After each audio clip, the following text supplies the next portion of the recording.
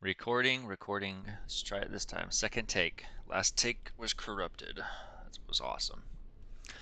Hello, everyone. Thanks for joining me. I'm starting a different style of video right now. I'm trying a different setup with a different commentary equipment. That's why I sound a little different. I'm going to be joined by my press account here with the Aegis, Musashi. Today we're going to be talking about battleships as a whole. And just really sharing a lot of my knowledge with them and my play experience with people who may be looking to pick up something new about them or just settling some of the debates that we see in chat. So without any further ado, which one is my favorite battleship? We'll just start with that BS. I have the top three, I would say. Right now it's probably Richelieu, Iowa, and for nostalgia purposes, Aegis. But if we're talking about which one's better, it's going to be probably Musashi because it's anti-air, sounds like a Christmas carol, and you're hearing it the entire game. With its ridiculous amount of missiles destroyed per match, this thing seriously needs to be turned down a notch. Development, for real. 100 something missiles destroyed per match is excessive. Not to mention the amount of aircraft it probably is destroying too. Anyways, a lot of things go on in chat, and a lot of people ask which battleship is better, which battleship is the blah blah blah. Well, everything I'm going to tell you about, or everything that I'm going to talk about today, is going to apply to all of these battleships I'm going to talk about, except we're not talking about Musashi. I did not just say that. Massachusetts, New Hampshire, Kronstadt, and Isakov. Moscow is meh. I still wouldn't play Moscow. But the rest of these, everything I'm going to say applies. Battleships are a very specific play style. They are a direct fire ship. The way their mechanics work require you to have line of sight of a target. It's pretty straightforward. It's not really complicated. With the new Iowa, I would tell you this right here.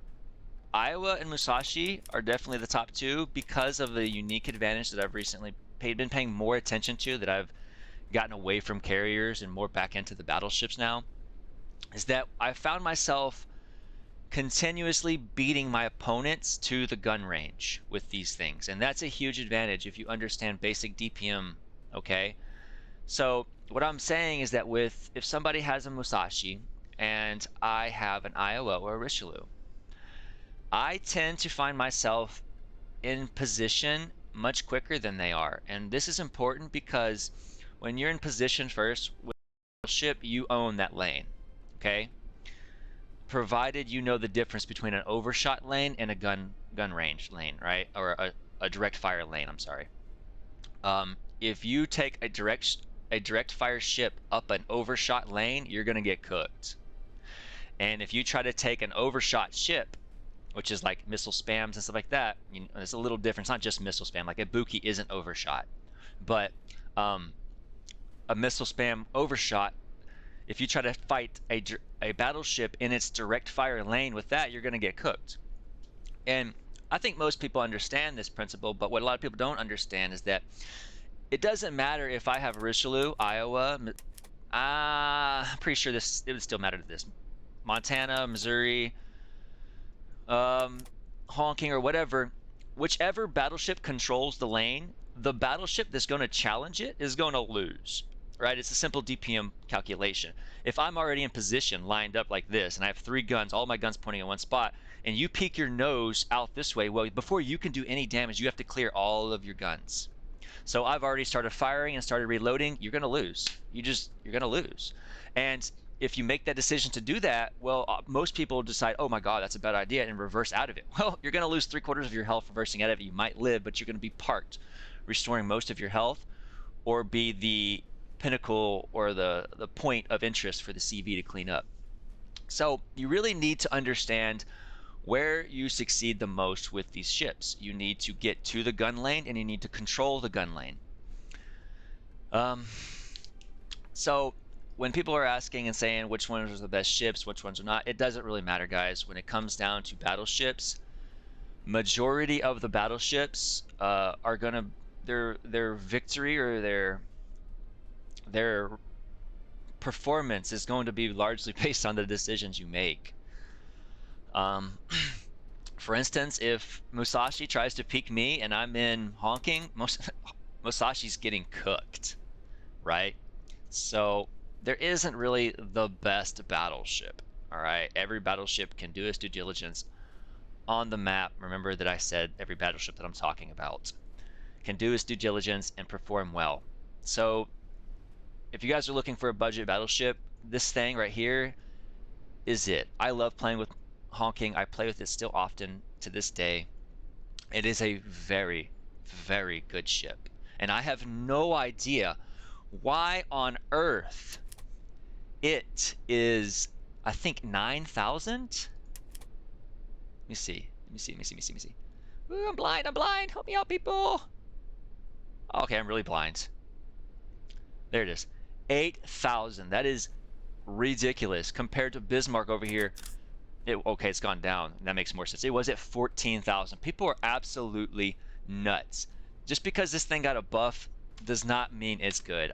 Now, this is just my opinion. We're going to dive into Musashi or Bismarck here specifically a little bit.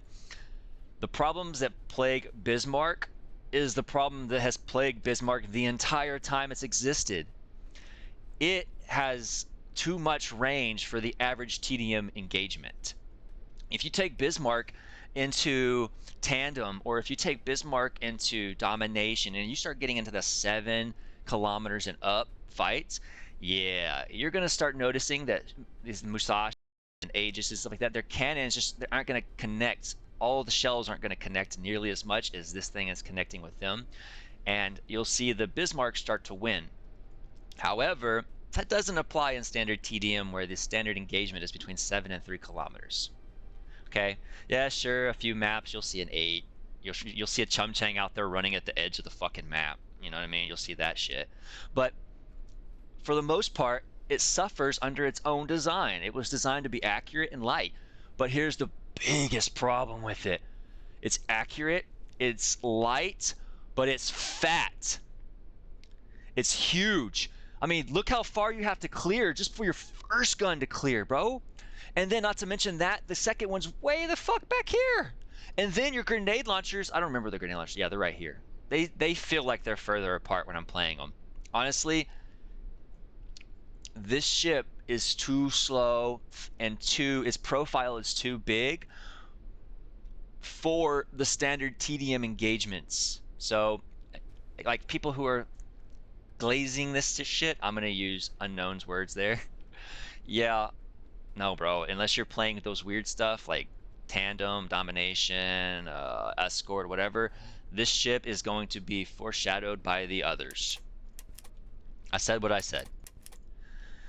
Now, as far as Yamato and Missouri is concerned, they're still just not there, man.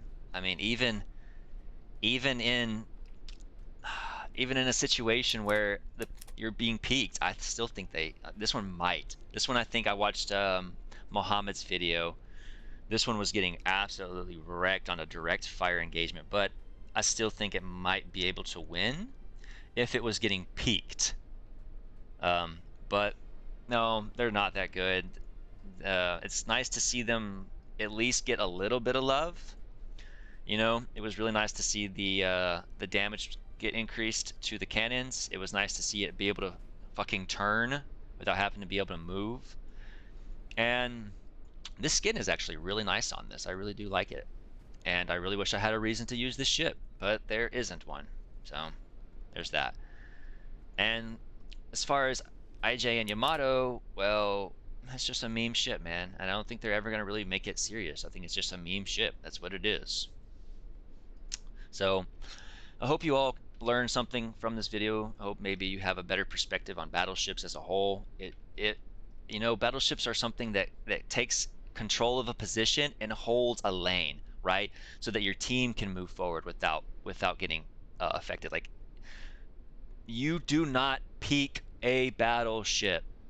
Okay, best advice I can give you guys right there. If you in any, it doesn't matter what you're in actually. Of course, now if you have like something really fast like a Eurochrono plane, or you know, you can actually fake out. If you can if you get experienced enough, and depending on who you're playing against, you can fake out the shots of battleships and stuff like that, you know. But as battleship players get smarter and stuff like that, they'll learn to proof and see what you're going to do. Like for me, I don't even shoot at you until I see you stop. Once I see your momentum break, you're getting lit up. But I don't even shoot until I see your momentum break. So for me, peeking a battleship is never going to win. It's never going to end in a favorable circumstance that you're going to like. So I hope you guys enjoy this. I hope that maybe it shines some light towards Iowa. It's a really great ship. It's very fast. It can get into position really well. And that's one of the biggest selling factors to it right now over, say, Musashi or Aegis or some of the others right now, is that the speed is really, really, really nice. It's a very convenient factor that it goes a little unnoticed into the way the game plays out. Because nowadays we have so many variables and so many configurations and ships that these days that almost every game is such a roll of the dice.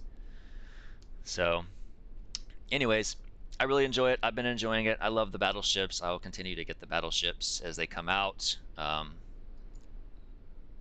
Especially now that they've pretty much taken a massive dookie on carriers. I really just don't like carriers. They're really frustrating to play for me. I don't like the fact that it's a lot of work to be like subjective to a lot of variable circumstances. You know, if a carrier goes into a match and the enemy team has an Ibuki, a couple guys with HQ-26s, and you know, like the carrier is just going to be sidelined that whole match, and it's not even going to be interesting. But then again, if the carrier then turns around and goes into a match where it's a Zomalt, a Nunchang, and they all split up and do their own thing, yeah, then the carrier suddenly shines like a rock star. It's so inconsistent. It's very frustrating for me. What I like about battleships is it doesn't make a fuck what the enemy team is. I'm putting lead down range regardless. Hope you all enjoyed the video. Peace out.